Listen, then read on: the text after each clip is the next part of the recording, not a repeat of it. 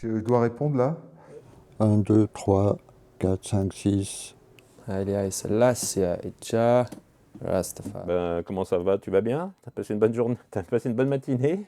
Si tu veux une chaise, tu me le dis. Hein.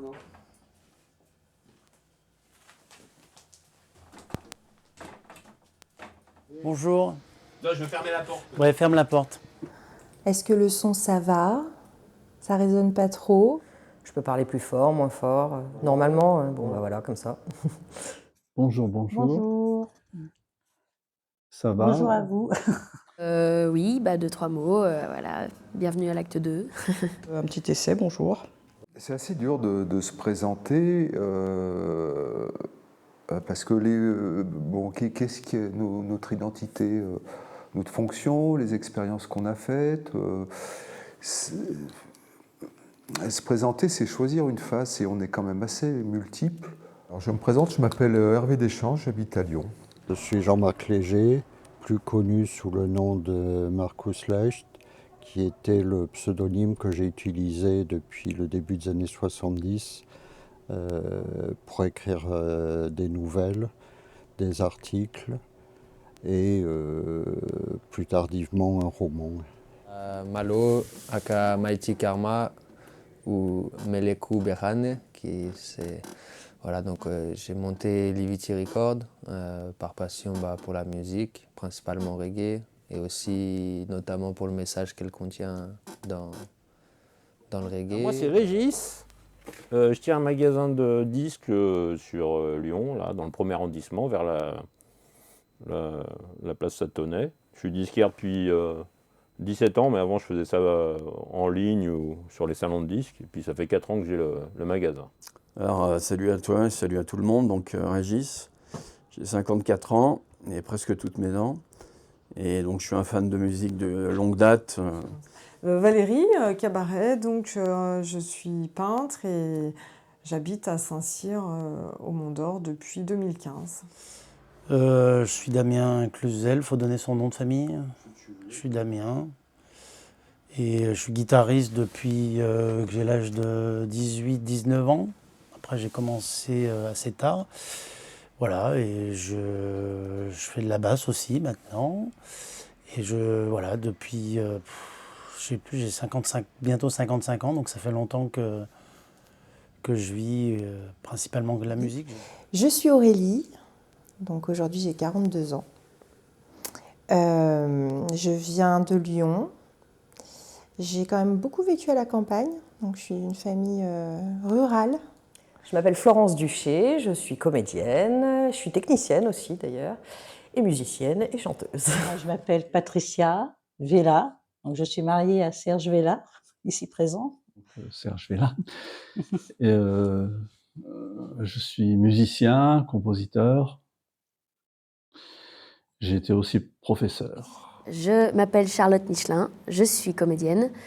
J'ai 38 ans, ça fait à peu près 15 ans que je vis de ce métier et j'habite à Villeurbanne. Bonjour, je m'appelle Fanfan, j'ai 49 ans et je suis ingénieure en informatique, mais aujourd'hui j'ai décidé de vivre de ma passion et de devenir joueuse pro de poker. Enfance un peu triste, avec un père parti tôt, un attrait tôt pour l'écriture, la poésie, la musique classique. Après ça a été Bruce Lee, le karaté, les paradis artificiels, de long en large, la nature, tout ça suite à des rencontres, la beauté de la nature qui m'a sauvé quelque part de se raccorder avec les saisons, la découverte du théâtre. Et j'ai aimé la découverte du théâtre pour la singularité qu'il peut y avoir dans les textes.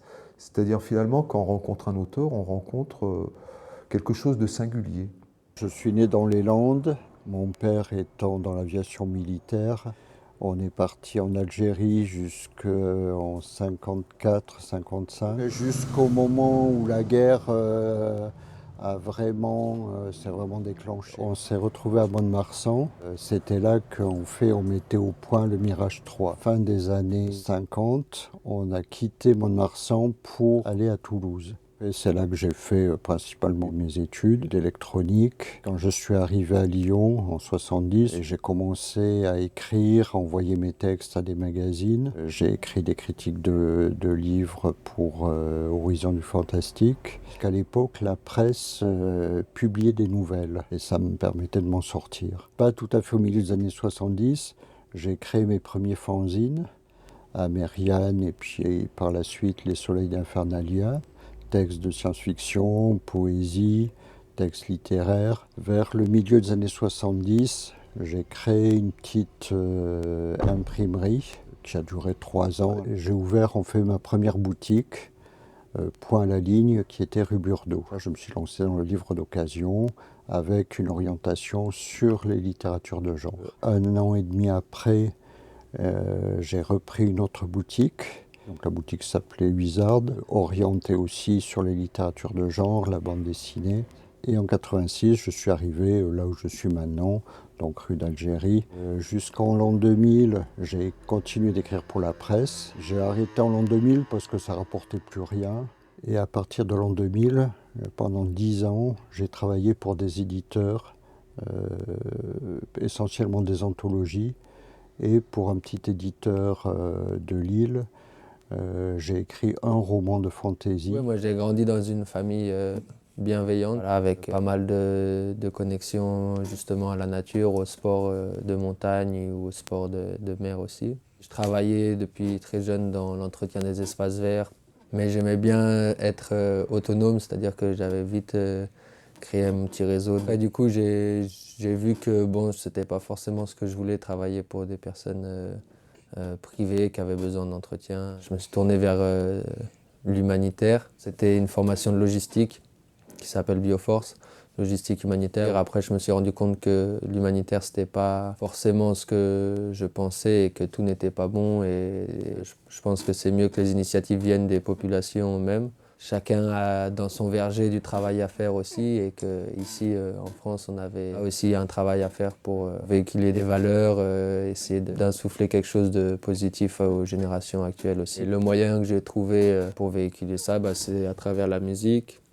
notamment à travers le reggae qui avait des valeurs qui me correspondent et que je trouve humaines et aussi spirituelles. J'ai eu une enfance très très sympathique jusqu'au divorce de mes parents, où là ça a commencé à changer. Est arrivé le moment à l'adolescence où on m'a demandé ce que je voulais faire dans la vie. Donc, je suis allée en coiffure, j'ai quitté la maison aussi à 16 ans. Je m'en plaignais un peu de ce travail-là. Et puis un jour, ma mère m'a dit tout simplement « Qu'est-ce que tu devrais faire toute ta vie sans parler forcément d'un métier, qu'est-ce que tu devrais faire tous les jours ?» Je lui ai répondu naturellement j'aimerais danser. Ok, bon, elle s'est renseignée pour moi. Rien n'en est ressorti. Donc forcément, elle a appelé les grandes écoles. Enfin, on lui a surtout dit que j'étais trop vieille pour démarrer. Puis un jour, je rentre chez moi du travail, et à l'époque, il y avait l'émission Graines de Star. Oui, j'ai 42 ans, donc il y avait l'émission Graines de Star à l'époque. Je tombe sur un groupe de danse, donc je regarde, et je sais pas, ça m'a fait un effet... j'ai adoré. Je me suis même dit, je veux être à leur place. J'ai rarement ressenti ça après, même au cours de ma vie. Donc tu vois, c'est bizarre. Je me dis, je vais faire un peu de danse, ça me fera du bien. J'ai rencontré le théâtre pour la première fois, j'étais en CM1. On a fait un spectacle d'école et puis je me suis surprise à faire des sketchs pour mes camarades et ça m'a pas mal plu. Cependant, j'ai commencé les cours de théâtre dans le théâtre de poche de Janine Berdin lorsque j'étais en 5e. À partir de là, j'ai adoré le théâtre et j'en ai fait des quantités astronomiques. À l'école, j'ai participé à plusieurs pièces par an, j'en ai fait de plus en plus. Et puis, après le bac, j'avais l'intention de faire ma vie en tant que comédienne, mais poussée par mes parents, je suis allée faire des études. Donc, j'ai fait de l'optique, j'ai un diplôme d'ingénieur en optique. Et puis, une fois que mon diplôme était passé, que j'ai travaillé pendant 4 ans, j'ai dit « Allez, stop, c'est fini ». Et je suis repartie faire du théâtre. Et à partir de là, j'en ai fait mon métier.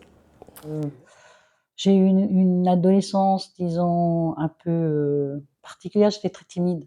Et j'ai rencontré Serge dans un bal. Parce qu'à l'époque, il était musicien de bal.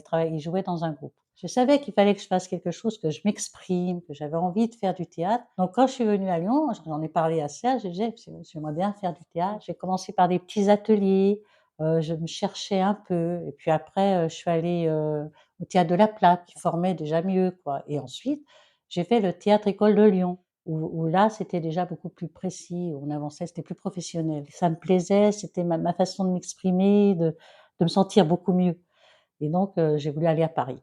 Donc j'ai passé des auditions chez Florent. Je suis allée au Grenier Sarrazin qui est Sarrazin, monsieur Sarrazin, c'était un homme qui avait travaillé avec Charles Dullin, qui avait décentralisé le théâtre, donc qui était un homme super important et qui m'a beaucoup appris. Peut-être même plus que chez Florent. Chez Florent, j'ai beaucoup appris, mais avec les greniers, on a appris aussi la mise en scène, le travail approfondi. Ensuite, ben, je suis allée voir des associations pour faire enseigner le théâtre. J'ai donné des cours dans les collèges, au collège Jean-Baptiste de la Salle. Et là, on jouait au théâtre de la Croix-Rousse. On avait nos représentations. C'était super. Et je leur écrivais déjà leurs pièces. Et ensuite, j'en avais un peu marre de ne pas faire ce que j'avais envie de faire. On en a parlé tous les deux ensemble et on a créé les Plantes Ateliers Théâtre. Ma maman m'a inscrite au théâtre quand j'étais au collège. Ça m'a pas plu tout de suite, c'était particulier. Voilà, des exercices comme marcher dans l'espace, respirer. Mais je suis restée et ça m'a plu. Et j'ai continué au collège, au lycée. J'étais dans un lycée à Lyon où on avait un atelier théâtre avec une prof de français qui était vraiment géniale. Et beaucoup d'élèves de ce petit lycée partaient dans une école à Lyon qui s'appelait La Seyne-sur-Saône, qui n'existe plus, qui était à l'époque une école assez importante. À Lyon, il y avait 2-3 trucs, mais La Seyne-sur-Saône émergeait un peu du lot. C'était une école qui était parrainée par Jean-Pierre Bacry et Agnès Jaoui. Ben, moi aussi, je l'ai rejointe. J'ai passé 3 ans là-bas. J'ai parallèlement passé une licence d'art du spectacle à Lyon 2, à la fac.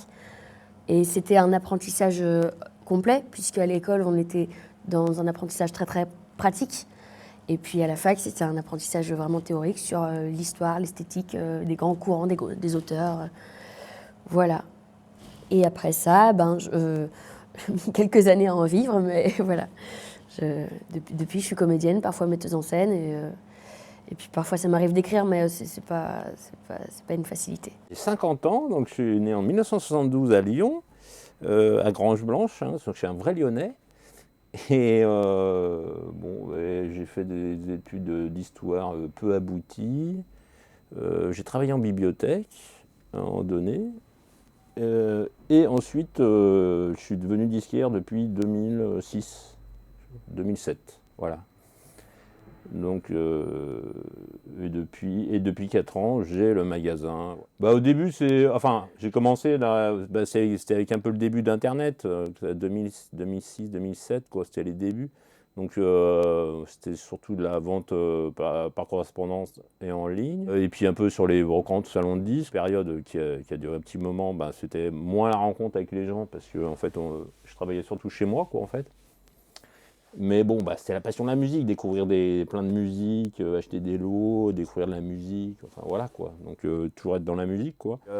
J'ai commencé avec un collègue à moi, j'avais 14 ans, par faire une émission de radio. On nous avait proposé carrément de faire une émission, donc à l'époque on était hard rock et heavy metal. Il y a énormément de groupes dans le monde étaient autoproduits et donc tu pouvais les contacter par lettre. Et ils t'envoyaient donc soit des démos en cassette, soit des 45 tours autoproduits, des albums autoproduits. Et puis au bout d'un moment, on a commencé à recevoir un peu des promos de maisons de disques plus importantes. J'ai rejoint une formation qualifiante pour bosser à la Fnac de Bellecour. J'étais au rayon classique. C'est la période charnière entre la fin du vinyle première époque et le début du CD à fond les manettes, quoi. Et après, j'ai été embauché à la Fnac du Chesnay dans la banlieue de Versailles. Et après, je suis parti parce que ce côté artistique faisait défaut selon moi.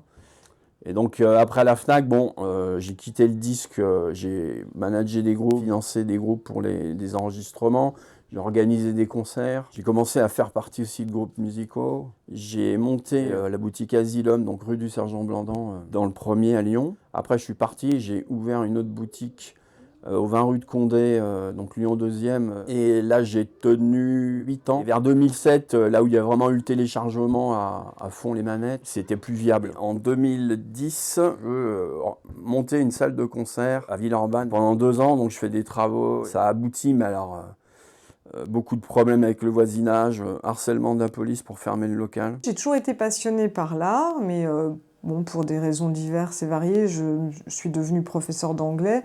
Et puis j'avais toujours en parallèle ce goût pour le théâtre et la peinture. On a déménagé aux Pays-Bas et aux Pays-Bas, je me suis consacrée à la peinture.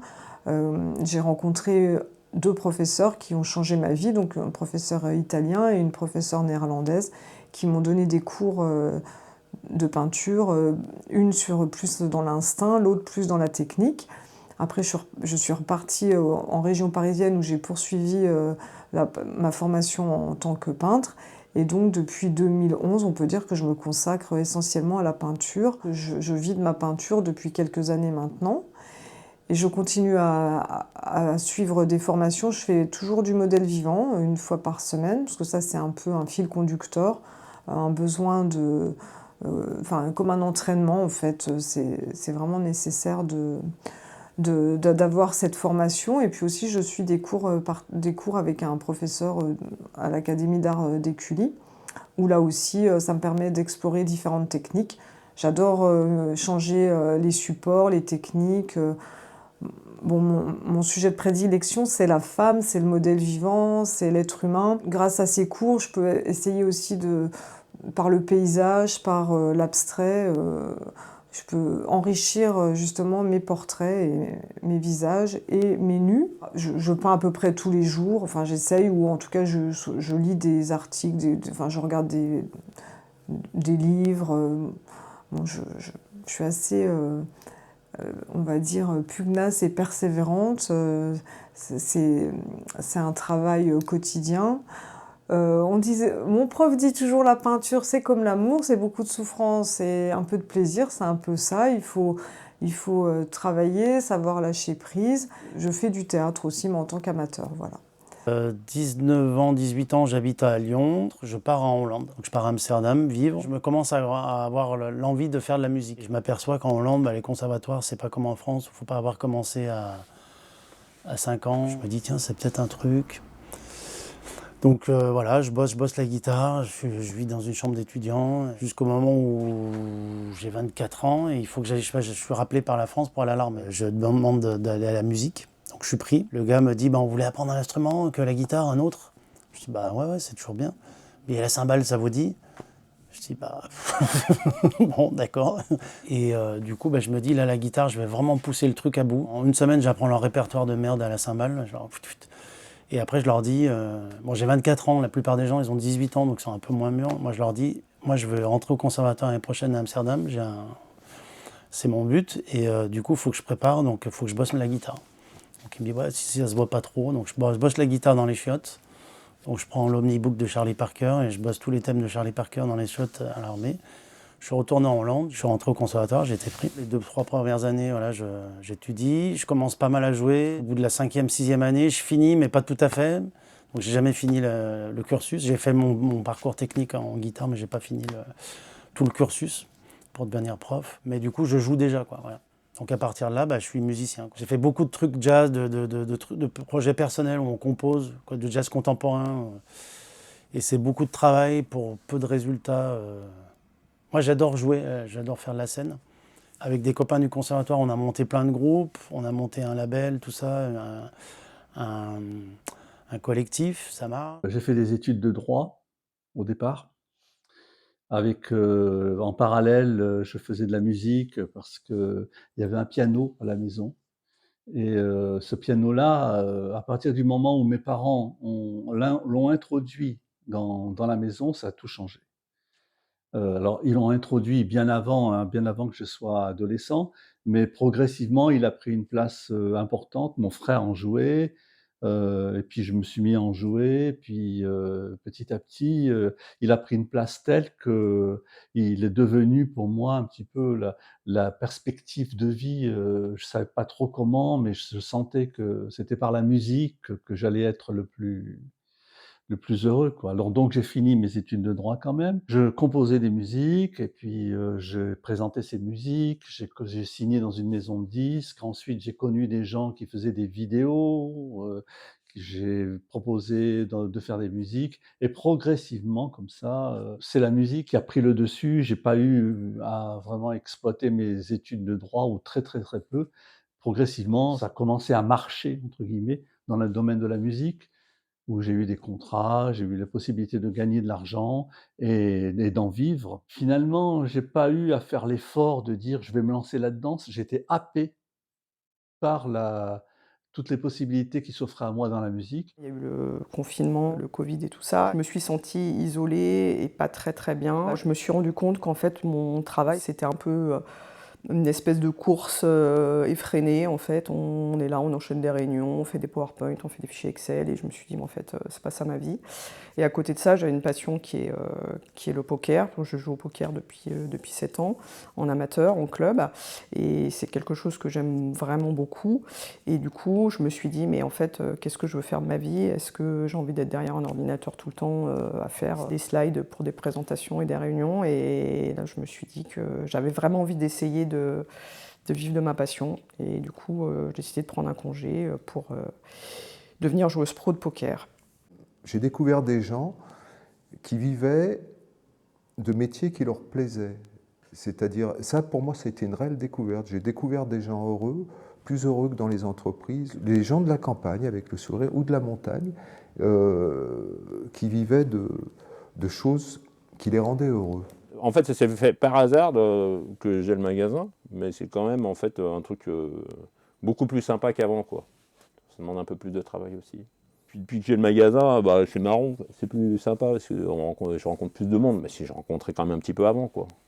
Donc le magasin, ça fait que y a plein de trucs qui se passent tous les jours, quoi. Des musiciens, des mecs drôles. L'idée que j'ai eue et qui s'est imposée à moi, c'est de relancer l'activité convention de disques. Et donc j'ai fait la première convention de disques Passion du son et multi-collection. Et donc je veux en faire 2 par an. Dans une ville comme Lyon, c'est très raisonnable, donc c'est ni trop ni trop peu. Et donc là, je suis actuellement dans la préparation de cette nouvelle convention. J'ai eu de la chance, à mon avis, de pouvoir faire des belles rencontres, mais également, je pense que j'étais tellement motivée et j'avais tellement envie de ça que finalement, ça m'a emmenée vers les bonnes personnes, vers les bons choix quant à la peinture. Jusqu'au jour où il y a des copains du conservatoire qui font un projet avec l'Éthiopie. Et là, je découvre la culture éthiopienne, donc c'est un choc un peu pour moi parce que c'est très puissant. Donc on reste 2 mois et demi, il se passe des milliers de trucs parce que tout ce qu'on voulait faire n'aboutit pas. Au lieu de bosser avec ce cirque qui nous fait la première semaine aller vaguement dans un festival de cirque où on joue devant 20 000 personnes, c'est génial tout ça. Et puis après ils nous font comprendre qu'ils ne veulent plus bosser avec nous. Dans notre hôtel, la chambre à côté, il y a Francis Falsetto. Du coup, c'est un peu la chance. Donc Francis Falsetto, c'est celui qui a un peu ramené la musique éthiopienne au monde. Voilà. Et du coup, il nous a ouvert les portes de la caverne d'Ali Baba de la musique éthiopienne, quoi. Et petit à petit, je remonte un projet autour de l'Éthiopie. Et puis en 2010, Francis Falsetto de nouveau sonne à ma porte. Je lui dis, je viens de monter un groupe, donc on l'a appelé You Can Dance, avec un chanteur qui s'appelait Asnake Gebreyes. On a fait une résidence à l'épicerie moderne. Il y a un morceau qu'on a gardé, et avec ça, on a commencé à tourner pendant 5-6 ans. On a enregistré 1 disque, 2 disques, 3 disques. Puis là, on a sorti notre 4e disque cette année. Voilà. Puis j'ai fait une très très belle rencontre avec une jeune femme qui est une de mes meilleures amies maintenant, qui s'appelle Leila Moguez.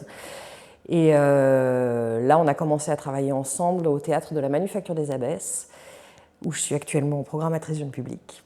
Et avec elle, on a monté pas mal de projets. On a commencé par un spectacle qui s'appelait La Mise au Pas. On a ensuite monté La Femme Parapluie, c'était peut-être dans l'autre sens d'ailleurs. D'abord La Femme Parapluie, qui était un spectacle pour enfants, ensuite La Mise au Pas.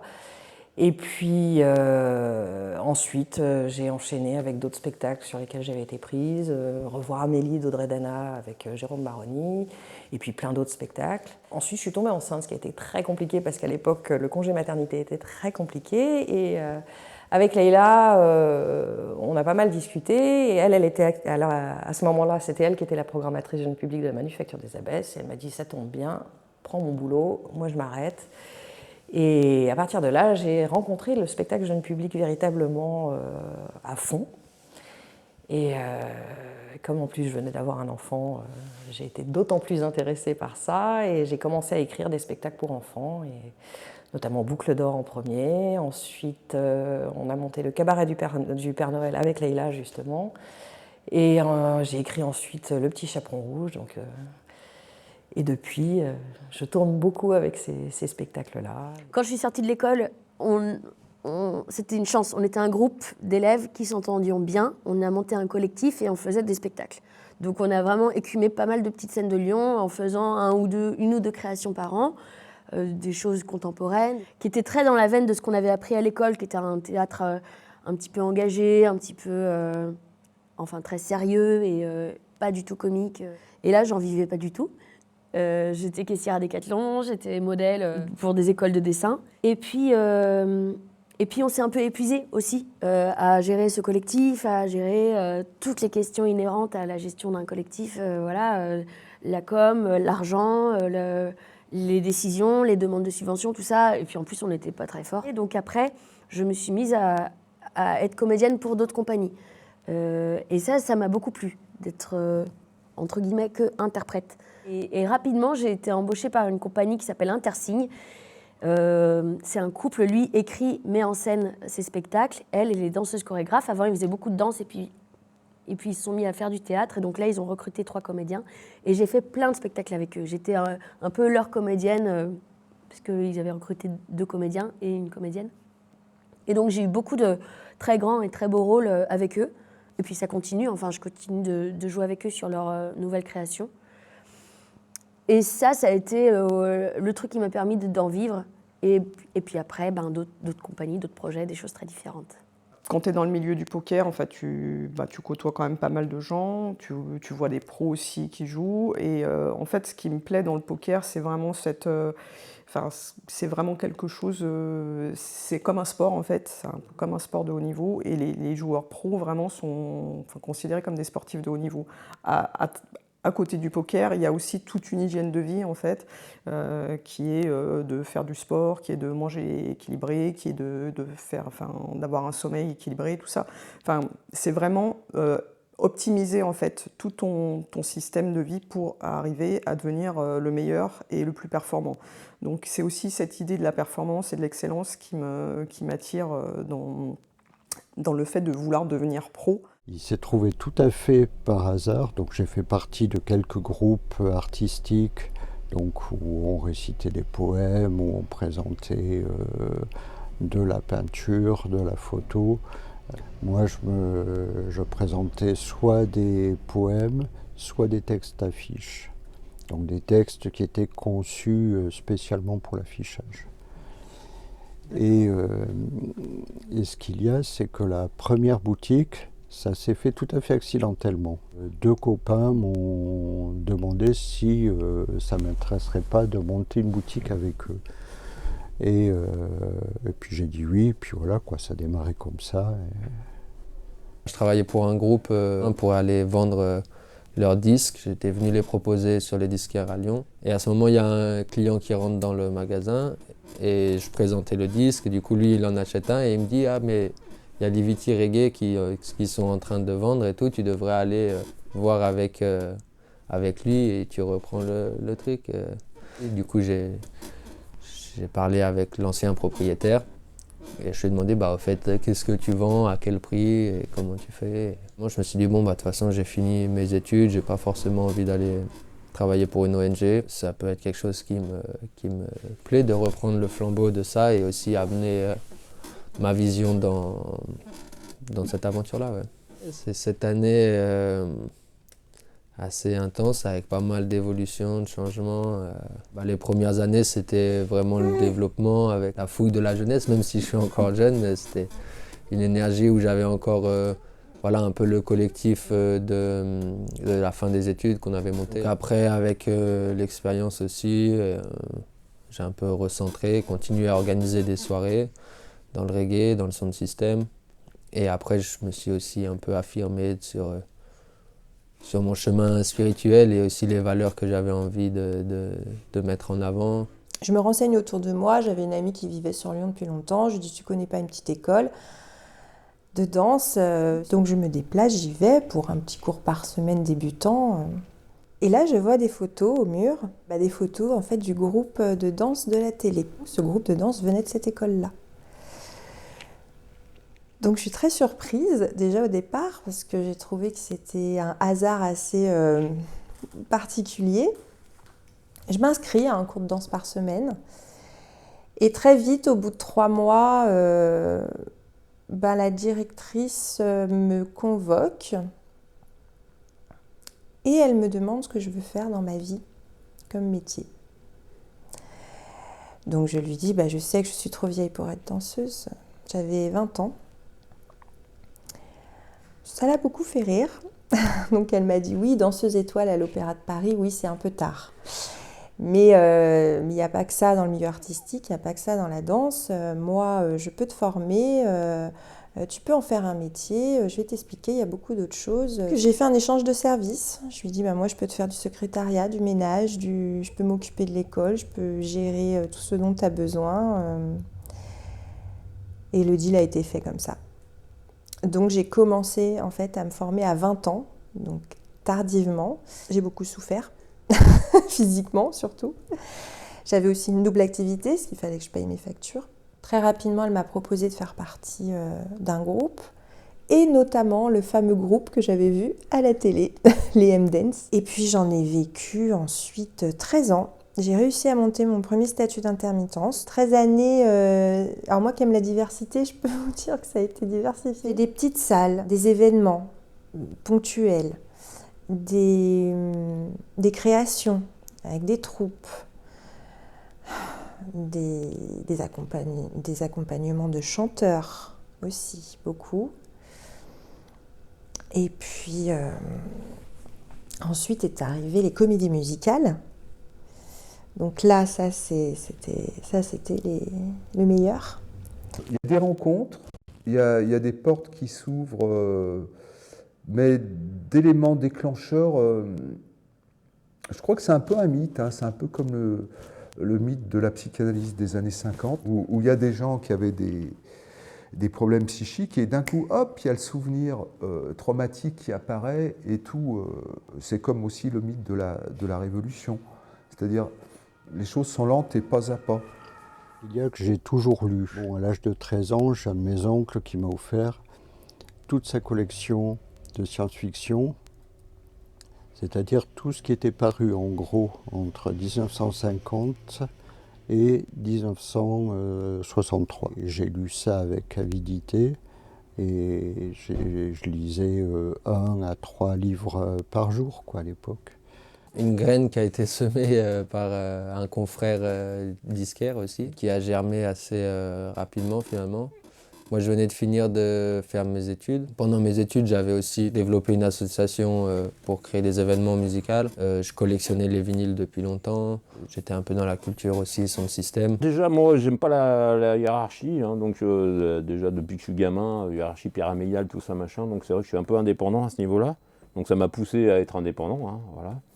Et puis la passion de la musique, voilà quoi. C'est peut-être depuis l'âge de 20 ans, je dirais.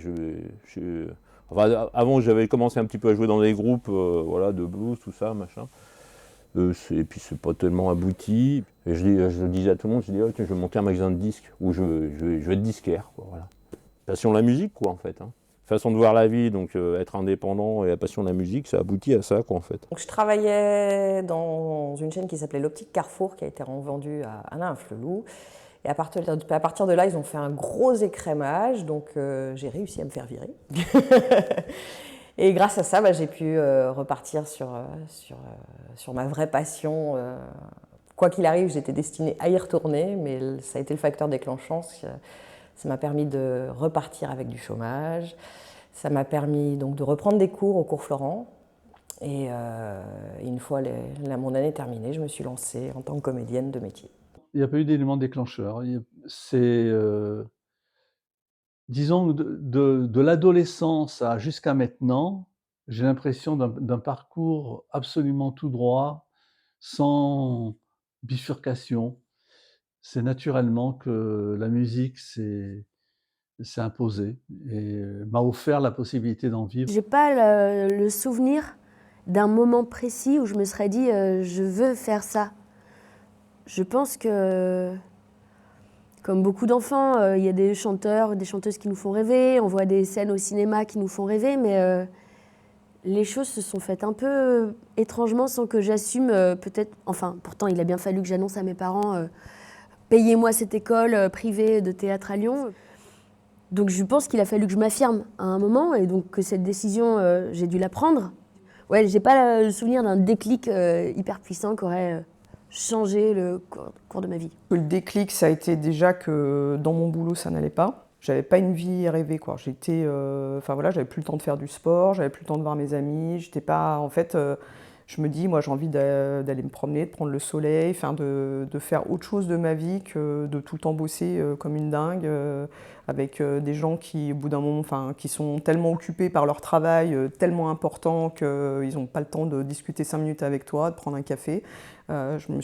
Vraiment, j'ai eu envie de ralentir et de faire un stop, de faire ce que j'ai envie de faire en fait. Ce que j'ai envie de faire, c'est voilà, faire du sport, c'est prendre l'air, voir des amis. Toutes ces choses-là, pour moi, me semblent possibles en devenant joueur pro de poker. Au départ, c'est une aventure, comme toute aventure, avec le risque, tout ça, c'est passionnant. Après, on prend une habitude et c'est de ne pas s'endormir dans cette habitude. Mais heureusement, avec le spectacle vivant ou les créations qu'on fait, nous aussi, il y a toujours du nouveau, de la nouveauté. Et il y a toujours cette énergie du théâtre qu'on qualifie souvent d'énergie juvénile. Tenir un lieu comme ça ou faire du théâtre permet d'entretenir cette énergie juvénile, quoi, du printemps, c'est-à-dire du printemps de faire pousser des choses, du nouveau, quoi. Ça a été très bien, ça a été très passionné. Il y a eu vraiment beaucoup de rencontres, entre autres rencontres littéraires.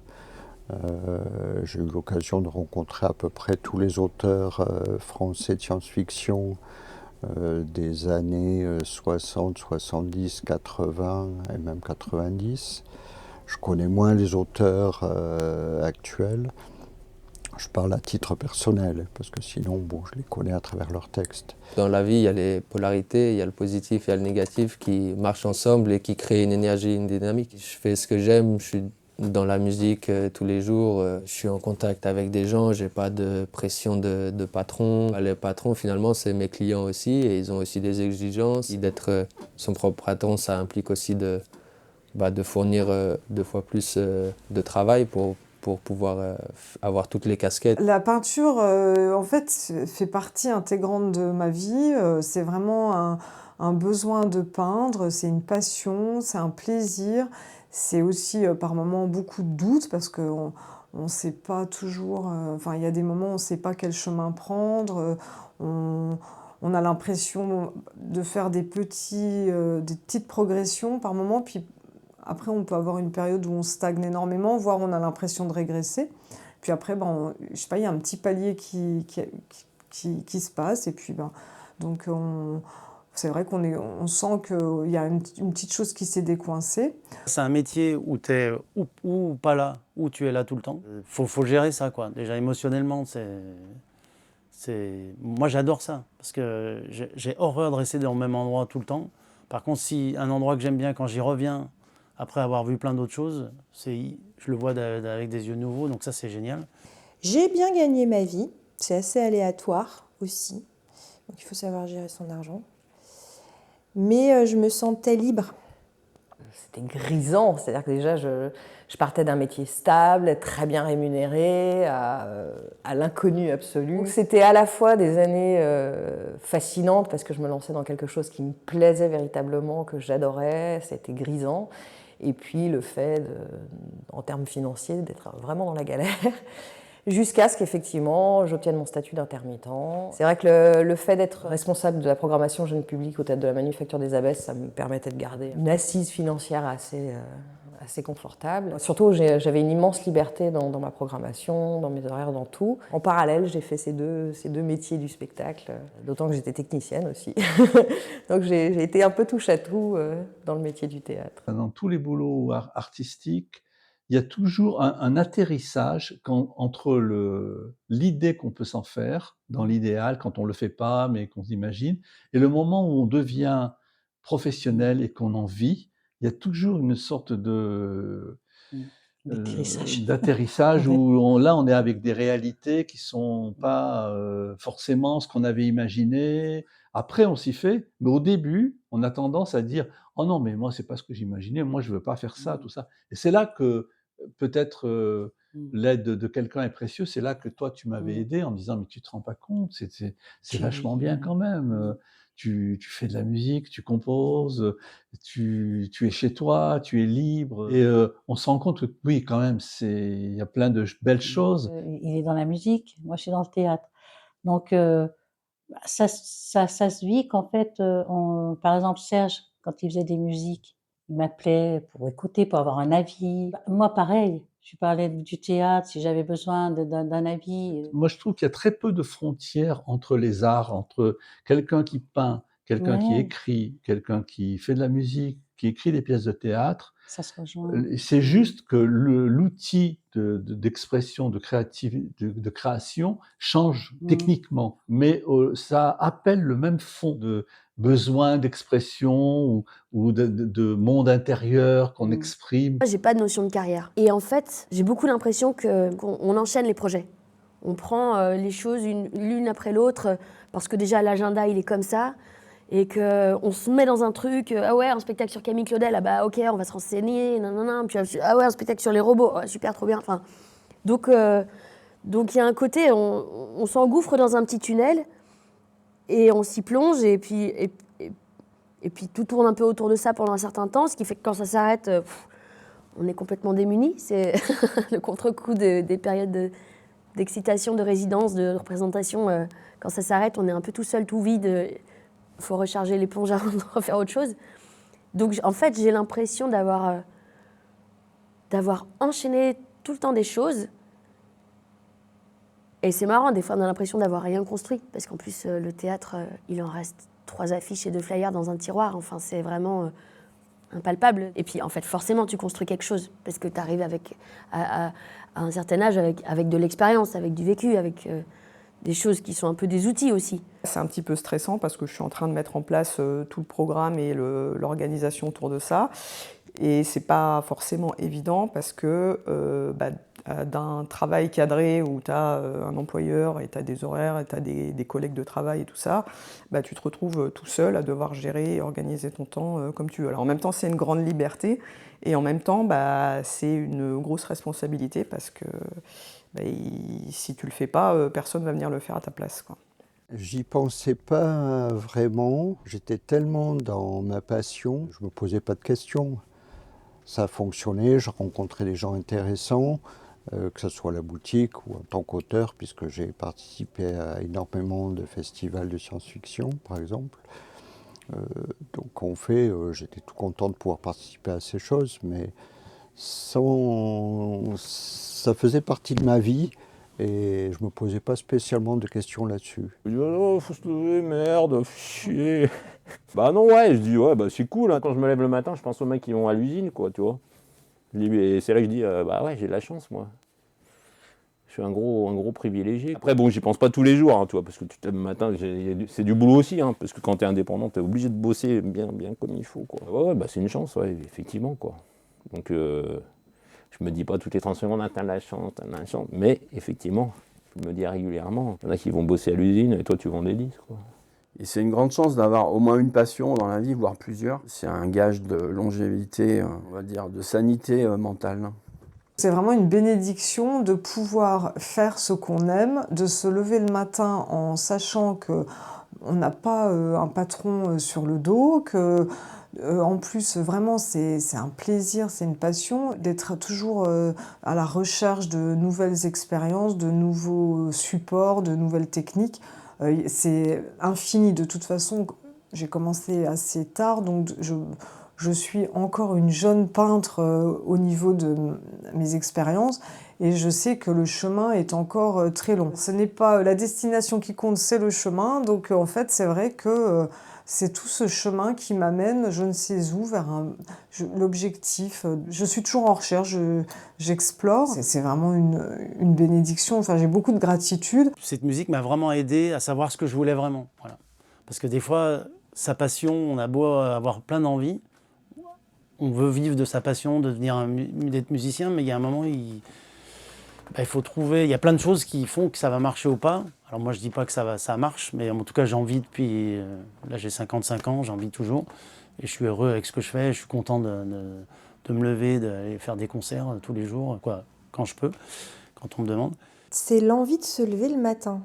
Enfin, j'étais excitée même déjà de la veille. Et j'étais même excitée d'avoir des nouveaux projets sans cesse, de rencontrer des nouvelles personnes, de faire des nouvelles chorégraphies, de me dépasser aussi dans mon métier, dans la danse, physiquement, créativement parlant. Donc en fait, intérieurement, j'avais un feu comme ça d'envie.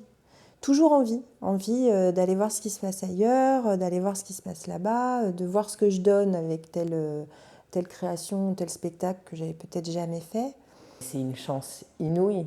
C'est une chance inouïe de pouvoir vivre de sa passion. Évidemment, comme tous les métiers du monde, il y a un côté fatigant parce que là, je vais faire de la route, on va charger, décharger, monter, démonter, etc. Donc ça, c'est le côté rébarbatif du métier.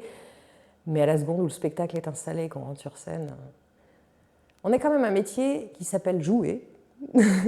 Et à chaque fois qu'on a fini de travailler, on nous applaudit. Il y a peu de métiers comme ça, hein, donc c'est quand même très, très, très gratifiant. On fait ce qu'on aime faire, je fais de la musique, je fais du théâtre, mais on vit comme tout le monde. En fait, c'est les autres qui nous renvoient à notre Oui, position un peu particulière. C'est vrai que on croise des gens qui nous disent « Ah, salut les artistes !» Ouais. Moi, je te dis pas « Ah, salut le chauffeur de taxi !» Oui, c'est plus ça, tu vois, c'est vrai. Quand je me lève le matin, surtout que là, j'ai pas vraiment de réveil en fait. Bon, on bosse tard. Le poker, c'est surtout que tu travailles la nuit. Hein.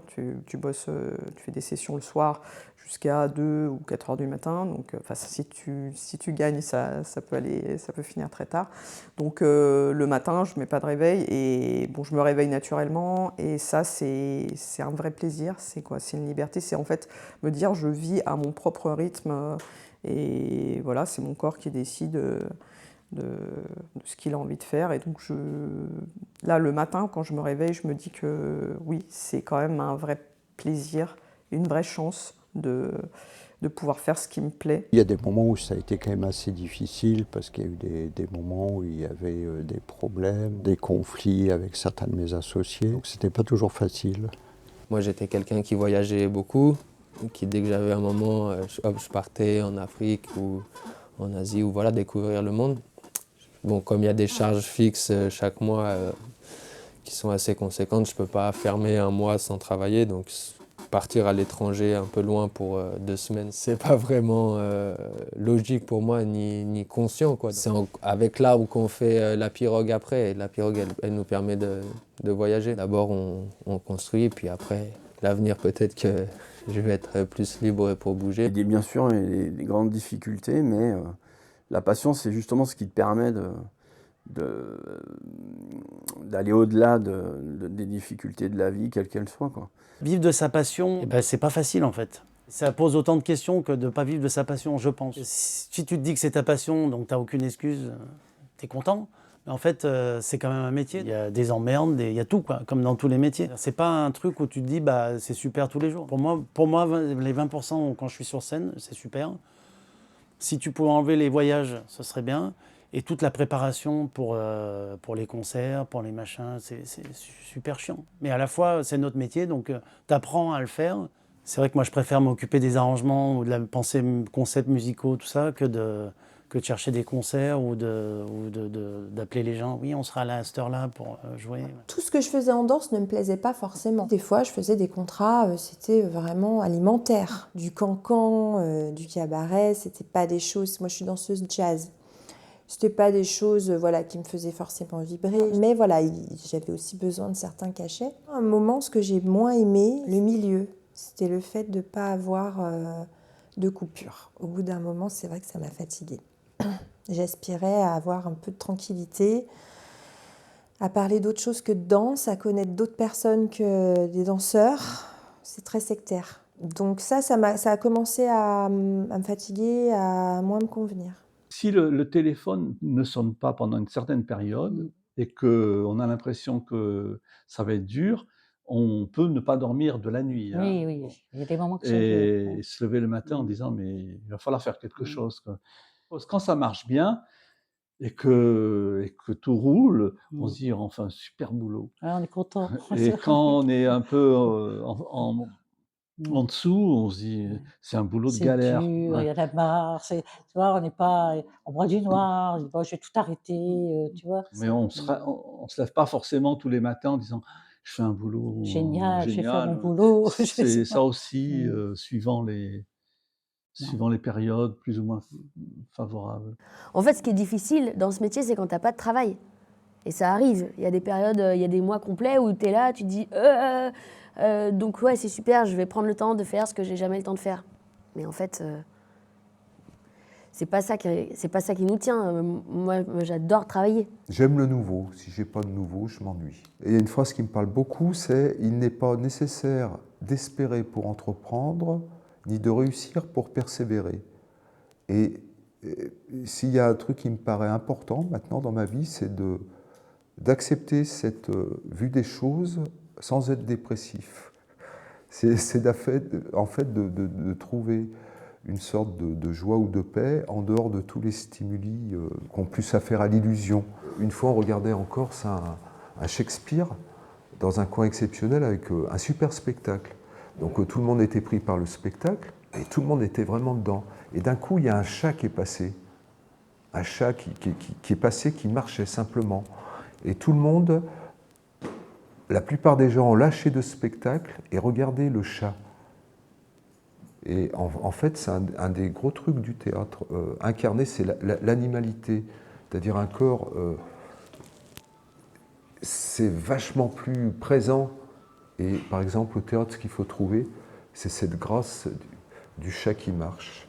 Je me suis toujours considéré comme auteur bouquiniste. Passionné de comics, passionné de science-fiction, passionné de polar, mais je lisais aussi beaucoup de littérature, je lisais aussi des essais, beaucoup de bandes dessinées. Je suis aussi un passionné de cinéma. J'ai vu des milliers et des milliers de films. Ça va depuis les débuts du cinéma muet jusqu'aux films de ces dernières années. Le magasin, ce qui est marrant, c'est que sans le vouloir, c'est devenu un lieu de rencontre. Les gens ici, ils discutent, quoi. C'est ça qui est cool, quoi. Il y a de la vie, quoi. Mais bon, c'est venu naturellement, quoi.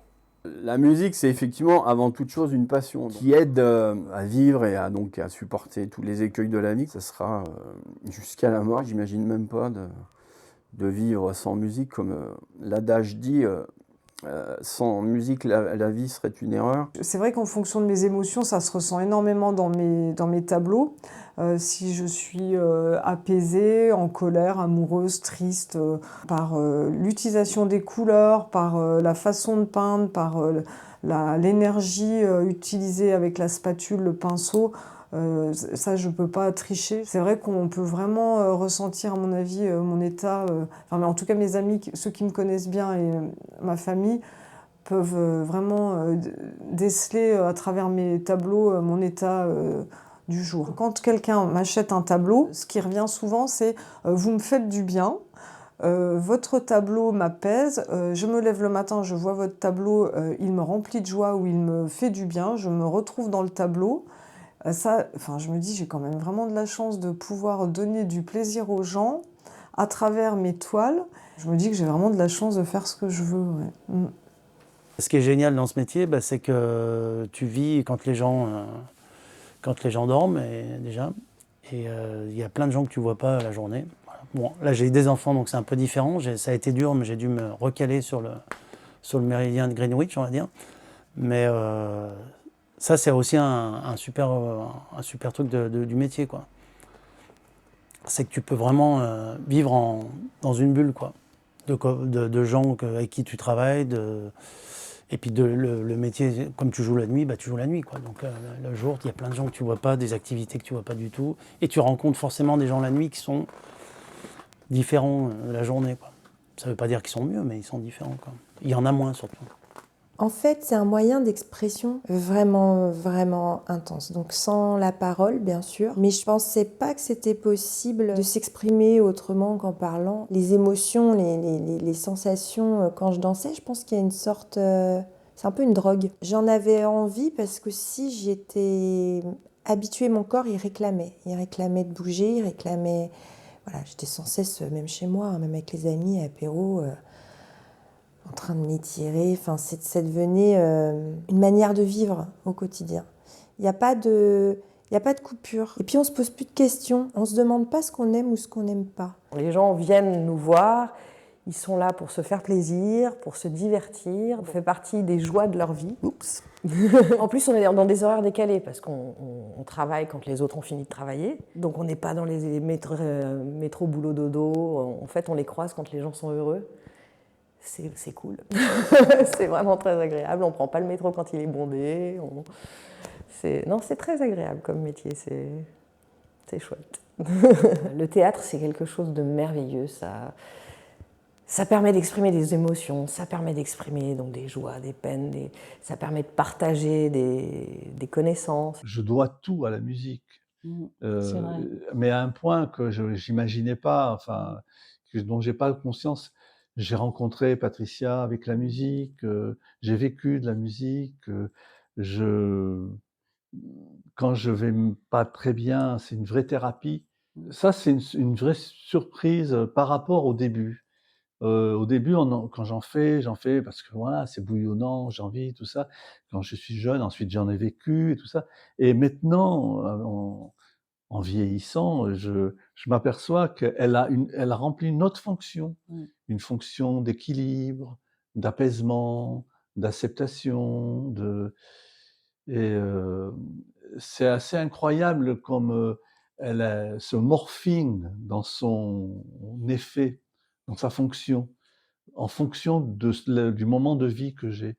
C'est assez incroyable du rôle qu'elle arrive à prendre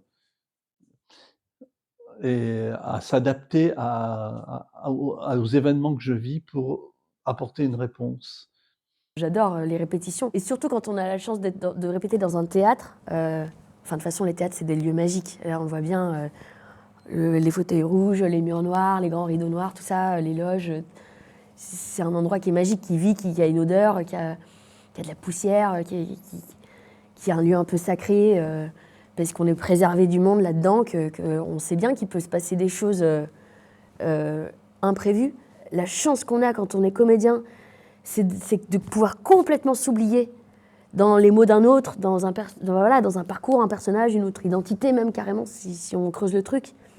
Et alors ça c'est génial, de pouvoir un peu s'oublier, arrêter de penser à soi 2 secondes, de se définir et de regarder le nombril à chaque instant, mais de se dire « Ah, m'en fous, moi je suis elle là ». Et que ça c'est quand même trop bien de pouvoir avoir cette chance-là. Dans le poker, vraiment, je trouve qu'il y a une stratégie, il y a à la fois des maths et des stats, une stratégie à avoir technique, mais il y a aussi beaucoup de ressenti, et, enfin, d'humain en fait, d'arriver à se mettre dans la tête de l'autre et comprendre ce qu'il fait et pourquoi il le fait. Et tout ça, enfin, m'intéresse beaucoup en fait.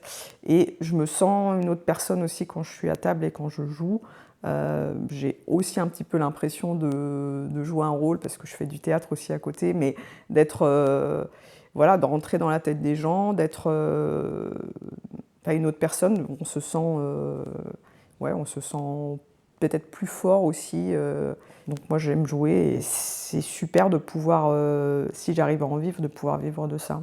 L'automne, alors c'est un peu lié. Par exemple, les vacances, au bout d'un moment, ça m'emmerde. Et en fait, j'aime bien le retour au travail, c'est-à-dire ce pain sur la planche. J'aime bien l'idée on est parti, hop, on revient, il y a du pain sur la planche.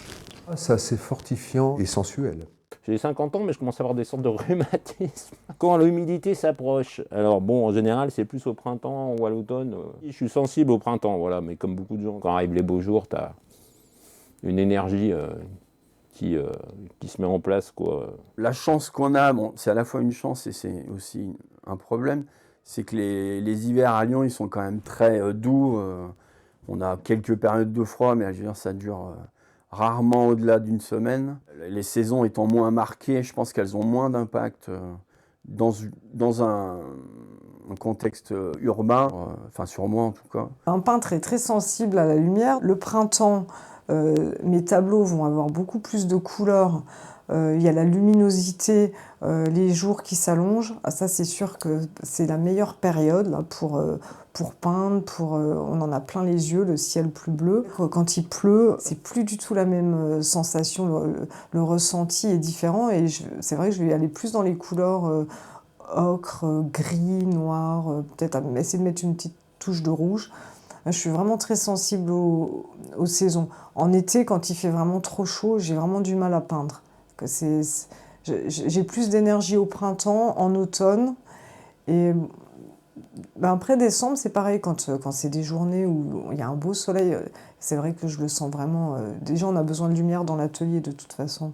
La lumière artificielle, c'est pas du tout pareil en fait. Moi, je préférerais vivre à 25 degrés toute l'année en t-shirt, voilà. Si c'est ça ma sensibilité aux saisons, c'est ça. L'été, printemps-été, la chaleur, vraiment, ça c'est quelque chose, je le supporte très très bien. Ce que j'aime dans ces deux saisons-là, c'est le fait de pouvoir marcher aussi pieds nus, d'aller vite, d'enfiler un petit truc le matin, de ne pas réfléchir, Je pense que le soleil aussi, ça a une énergie qui ressource. Énormément, mais énormément. Je suis beaucoup plus en forme l'été et au printemps que l'automne arrivant, puis l'hiver. Je suis très sensible aux saisons, très très sensible. Oui, moi je suis très sensible aux saisons. Ah oui, le jardin, là, à chaque saison, je suis constamment en train de faire le tour. L'automne, l'hiver, le printemps, je suis en joie. Ah oui, oui, moi je suis très très sensible aux saisons, vraiment. Mais même dans mon corps, hein, je le sens. Vraiment, c'est quelque chose qui me touche énormément. L'été, par exemple, j'aime bien parce que ça me met à l'arrêt. Ça me met à l'arrêt parce que j'ai plus de mal à travailler. Ce que j'aime bien dans l'été, c'est quand, par exemple, les forts moments de canicule, c'est le temps qui dicte sa loi. Oui, je l'étais pas du tout, parce que je suis vraiment une fille de la ville, et que les saisons passaient sur moi, c'était vraiment une affaire de vêtements à mettre. Mais on a vécu 2 ans à la campagne récemment, et alors là, oui, les saisons, d'un coup, ça avait un sens très fort. On avait un jardin, donc les légumes, tout ça, c'était pas pareil. Oui, oui, maintenant, je suis très sensible aux saisons. On est forcément sensible aux saisons, puisque notre corps, il s'adapte aux saisons. Par exemple, tu peux parler de la dépression saisonnière. Dans mon idée aussi de vivre de ma passion, c'est aussi de vivre en rythme et en accord avec mon corps et avec la nature et les saisons, quoi. Donc c'est une très bonne question en fait. J'aime bien les autres saisons. L'hiver, pour ce côté, on se resserre un peu sur soi-même, on est dans le confort de soi. Là, on resserre, ça va moins vite, on va plus doucement. Le printemps, avec cette sève qui jaillit et ses envies, ce nouveau, cette lumière. L'été, dans son côté, cette furie des couleurs, cette force du soleil. Et l'automne, pour cette récolte de tout ça, qu'on a traversé tout ça. J'aimais bien le printemps et l'automne, mais en fait, aujourd'hui, on peut se demander si le printemps et l'automne existent toujours.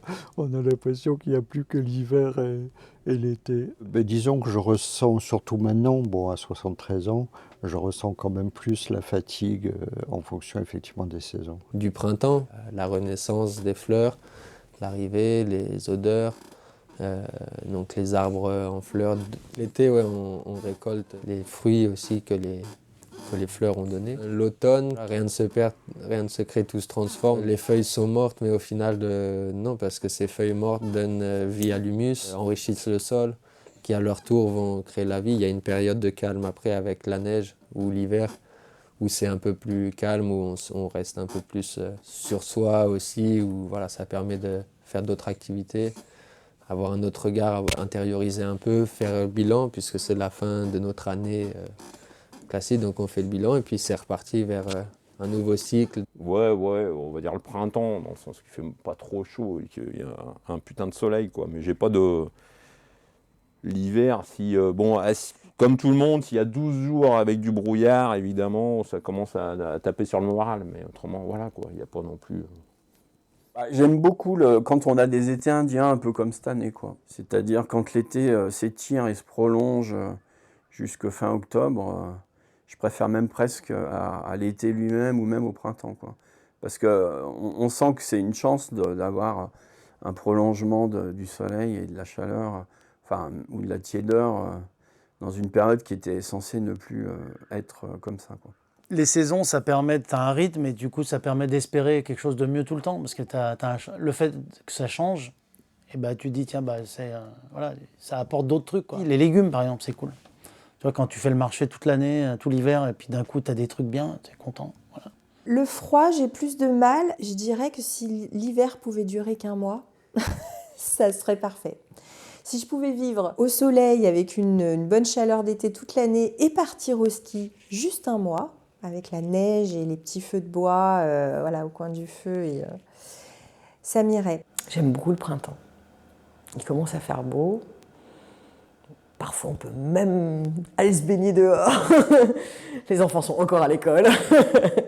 J'aime beaucoup le printemps, la fin du printemps. J'aime bien l'automne et j'aime bien le printemps. L'été, là, les canicules, pas trop. Mais l'hiver, j'aime bien aussi ce qui est rigoureux, tu vois. En fait, j'aime toutes les saisons, mais on va dire avec un été comme on l'a connu il y a quelques années, tu vois. Mais oui, j'aime beaucoup les saisons, c'est quelque chose qui m'habite. L'automne, ça va me rendre nostalgique. C'est quelque chose, même dans l'écriture, toi, tu peux partir sur des choses un peu plus pas tristes, mais plus nostalgiques. L'hiver, pareil, tu vois, c'est plus, tu as envie d'être en toi. Toi, tu as quelque chose de plus intérieur. Le printemps, bah, tu commences à être plus joyeux. L'été, bon, bah, c'est pareil. Mais si tu veux, ça se ressent dans ce que tu fais. Franchement, moi, ça me parle énormément, les saisons. Ça me fait ressentir des choses, peut-être même écrire parfois des choses qui sont en rapport aux saisons. J'aime bien l'automne. Bon, à la campagne, les couleurs sont vraiment magnifiques. Que je trouve ça bien, un peu de répit, de chaleur. Ça me plaît. J'aime l'hiver, donc j'aime l'idée qu'on va avoir froid et qu'on va pouvoir se calfeutrer gentiment chez soi.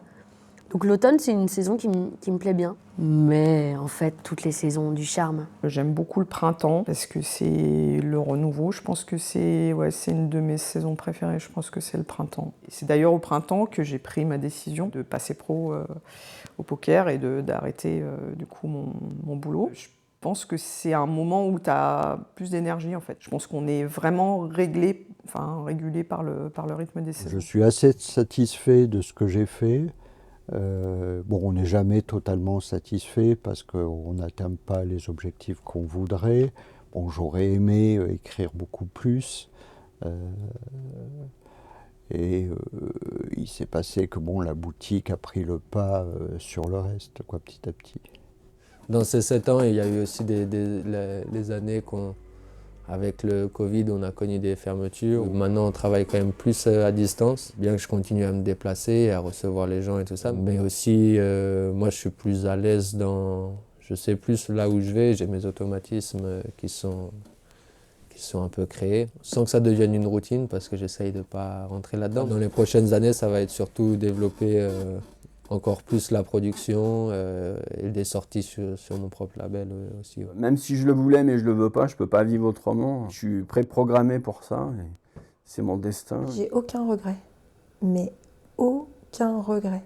Si c'était à refaire, je le referais 1000 fois et même mieux. Aujourd'hui, je suis passée à autre chose parce que la carrière de danseuse, elle a aussi une fin, c'est comme les sportifs. Quand on a une passion, quelque chose qui nous fait vibrer comme ça, on s'en remet jamais vraiment, même quand on arrête. On y pense tout le temps. En fait, c'est en nous. Finalement, même si j'en vis plus aujourd'hui parce que ça y est, je suis en retraite de danse, ça fait quand même partie de moi. J'y pense, je danse encore dès que j'en ai l'occasion. J'encourage aussi justement les jeunes qui se posent des questions à pas trop s'en poser, justement, à foncer. Non, ça m'a apporté une confiance en moi, une liberté. Comme quoi tout est faisable. J'ai été heureuse dans cette vie, de vivre cette expérience, de faire des scènes, des énormes scènes. Enfin, c'est des émotions sur scène qu'on ne trouve pas ailleurs. Donc à refaire 1000 fois. Alors mon premier bilan, c'est que j'aurais dû commencer plus tôt. J'espère que le bilan, je le ferai plus tard, surtout là, tant que ça continue, je suis heureuse. C'est rare de pouvoir vivre de sa passion. C'est un défi que j'ai relevé et je travaille avec des gens que j'aime, avec mon frère notamment, avec Leïla dont j'ai parlé tout à l'heure. Ouais, c'est cool. Un bilan très positif de ces 20 dernières années. C'est super. C'est ça le bilan. Je ne suis pas particulièrement fier, mais en même temps, je suis content d'avoir fait. Alors moi, par contre, je suis contente d'avoir fait ce que j'ai fait, vraiment. Le bilan, pour Oui, moi, oui, il, non, mais il est moi, vraiment très positif. je suis très content aussi. Mais C'est vraiment ce que je voulais pour m'exprimer, pour être ce que je suis. non, mais je suis très content aussi. Mais si tu veux, j'accorde pas une supériorité, quelle qu'elle soit, au fait d'avoir fait un métier comme ça plutôt qu'un autre. Enfin, il se trouvait que c'était mon chemin. Mais voilà. Tant que je ne veux pas être chassée de ce métier, je vais continuer à le faire parce que j'aime trop ça et que je ne sais pas trop quoi faire d'autre. Mais c'est vrai que je me rends compte de la perversité, de l'impression, de l'illusion de liberté. Ouais, il y a des moments où, bien sûr, on a envie de tout arrêter. Mais je crois que je vais continuer encore un peu. Tiens, je peux montrer un chien? Retrouvons notre douce animalité. Voilà, aimez la vie que vous vivez et vivez la vie que vous aimez, quoi. Connectez à ce qui est positif et puis essayez d'être loin de ce qui est négatif. Même si des fois les choses qui peuvent paraître négatives dans un premier avis vont amener du positif par la suite. Ayez confiance en vous et puis en ce que l'univers vous réserve. C'est ce que je dirais aux gens, c'est que vraiment s'ils ont envie de faire une chose particulière, se donner les moyens de le faire, parce que rien n'est impossible, je pense. Et même si c'est à petite échelle, moi je ne serai jamais Picasso, mais je suis heureuse dans ce que je fais, et ça, je pense que c'est vraiment le plus important, et ça se ressent, et du coup ça donne aussi de la joie autour de moi, donc voilà. Aux personnes qui se posent des questions, que ce serait dommage dans leur vie de passer à côté d'une passion. Je ne parle pas de salaire ou d'en vivre au quotidien, mais vraiment, même si c'est dans le temps libre, d'aller à fond dans une passion. Tout le monde devrait faire du théâtre à un moment ou à un autre dans sa vie. Tout le monde. Je pense que ça vous aide à savoir parler en public, ça c'est pour le côté pratique, mais ça permet de faire des introspections, de libérer beaucoup de choses. Et c'est vrai que, selon moi, le théâtre devrait être une matière obligatoire à l'école. La créativité, c'est quelque chose de très, très partagé. Tout le monde a la possibilité d'être créatif. Oui, j'en suis pratiquement certain. Oui, moi aussi, je crois. Après, tu as la chance d'avoir un outil qui te passe par là, que tu développes, un piano, une caméra, et qui te rend la possibilité de transcrire cette créativité. Mais la créativité, c'est quelque chose qui est très, très partagé. De l'art primaire, de l'art populaire à l'art le plus sophistiqué. Vraiment, il y a toutes les palettes de la créativité qui montrent que c'est très, très partagé. Puis c'est large, la créativité, de toute façon. Mais c'est vrai qu'on l'a tous en soi. Je crois qu'il faut juste savoir l'exprimer. Qu'on vive ou pas de sa passion, on a quand même déjà une sacrée chance d'avoir une passion. Je connais des gens qui ont plein de passions et je suis très admirative de ça. Je connais des gens qui sont fans. Moi, je ne suis pas fan du tout. Je n'ai pas d'idole. Et des fois, je regrette de ne pas avoir d'idole parce que je trouve ça assez beau. Mais j'ai cette passion du théâtre et vraiment, c'est quand même une chance d'avoir... Enfin, je souhaite à tout le monde d'avoir une ou plusieurs passions parce que de ne pas en avoir... Enfin, peut-être qu'on peut très bien vivre sans, mais... Ouais, c'est quand même quelque chose qui nous emmène ailleurs, qui nous grandit.